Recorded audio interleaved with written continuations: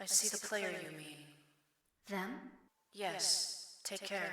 It has reached a higher level now. It can read our thoughts. That doesn't matter.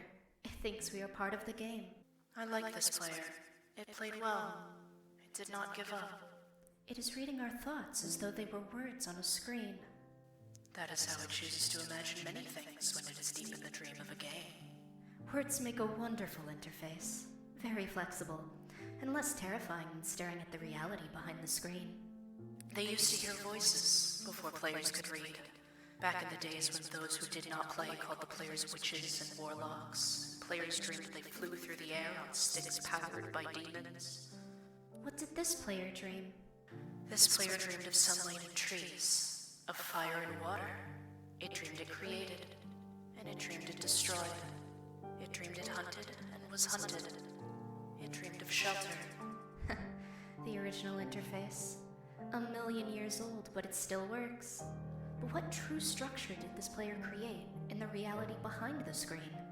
It worked with 1,000,000 others to sculpt a true world in the fold of the and created a for in the. I cannot read that thought.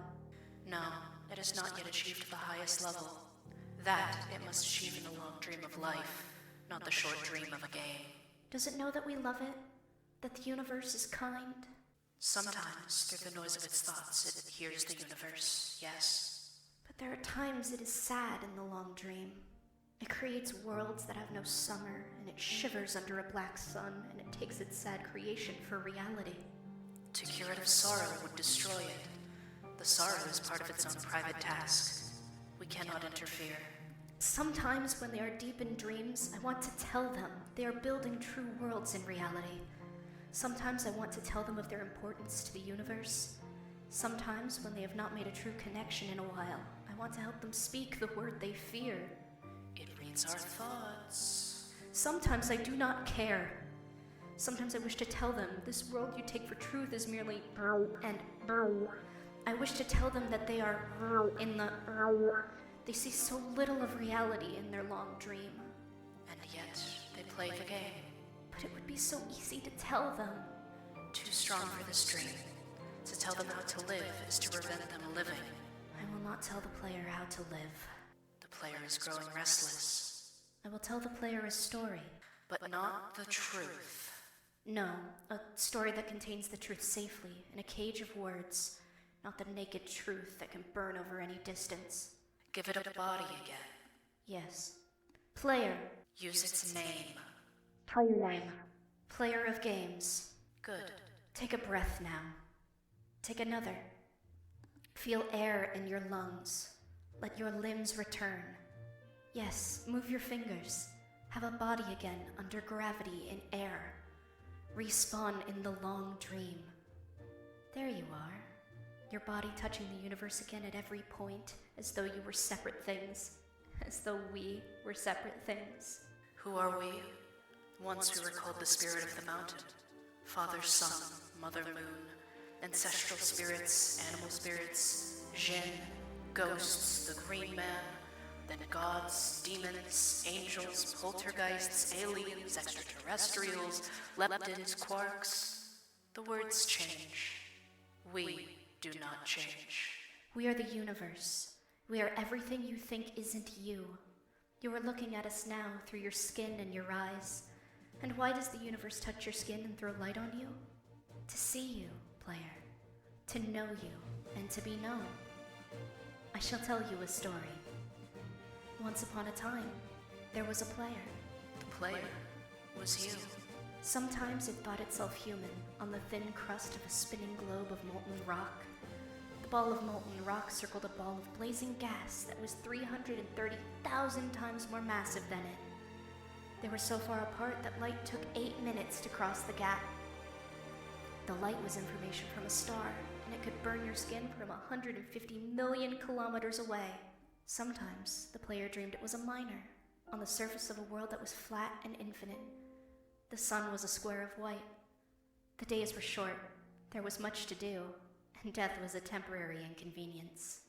Sometimes the player dreamed it was lost in a story. Sometimes the player dreamed it was other things in other places. Sometimes these dreams were disturbing. Sometimes very beautiful indeed. Sometimes the player woke from one dream into another, then woke from that into a third. Sometimes the player dreamed it watched words on a screen. Let's go back. The atoms of the player were scattered in the grass, in the rivers, in the air, in the ground. A woman gathered the atoms. She drank and ate and inhaled, and the woman assembled the player in her body. And the player awoke from the warm, dark world of its mother's body into the long dream. And the player was a new story never told before, written in letters of DNA. And the player was a new program never run before, generated by a source code 1 billion years old. And the player was a new human, never alive before, made from nothing but milk and love. You are the player, the story, the program, the human, made from nothing but milk and love. Let's go further back.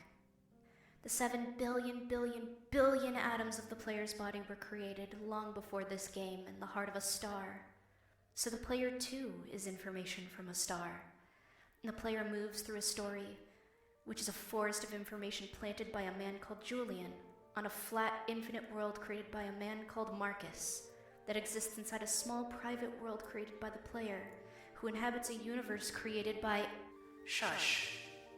Sometimes the player created a small private world that was soft and warm and simple, sometimes hard and cold and complicated. Sometimes it built a model of the universe in its head, flecks of energy moving through vast empty spaces. Sometimes it called those flecks electrons and protons.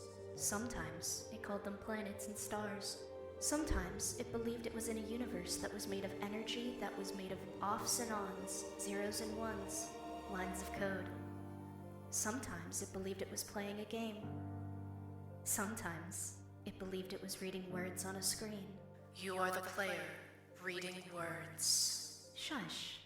Sometimes the player read lines of code on a screen, decoded them into words, decoded words into meaning, decoded meaning into feelings, emotions, theories, ideas, and the player started to breathe faster and deeper, and it realized it was alive. It was alive. Those 1,000 deaths had not been real. The player was alive. You are alive. And sometimes the player believed the universe had spoken to it through the sunlight that came through the shuffling leaves of summer trees.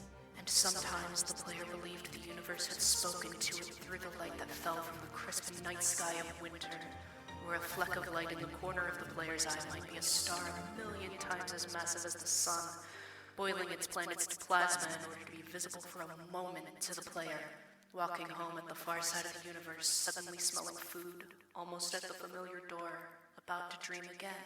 And sometimes the player believed the universe had spoken to it through the zeros and ones, through the electricity of the world, through the scrolling words on a screen at the end of a dream. And the universe said, I love you. And the universe said, you have played the game well. And the universe said, everything you need is within you. And the universe said, you are stronger than you know. And the universe said, you are the daylight. And the universe said, you are the night. And the universe said, the darkness you fight is within you. And the universe said, the light you seek is within you. And the universe said, you are not alone. And the universe said, you are not separate from every other thing. And the universe said, you are the universe tasting itself, talking to itself, reading its own code. And the universe said, I love you, because you are love. And the game was over, and the player woke up from the dream, and the player began a new dream. And the player dreamed again, dreamed better, and the player was the universe, and the player was love. You are the player. Wake up.